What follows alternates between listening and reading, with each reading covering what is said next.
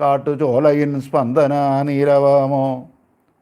ആകെ കുളിർന്നു ഞാൻ നിൽക്കെ അരികിലേക്ക് അർത്തു വന്നെത്തുന്ന നിൻ്റെ ഒരു വാക്കിലൊരു നോക്കിലുറയുന്നു സ്നേഹം, ഒരു സ്പർശം അനുഭൂതിയായി ഉയർക്കുന്നു.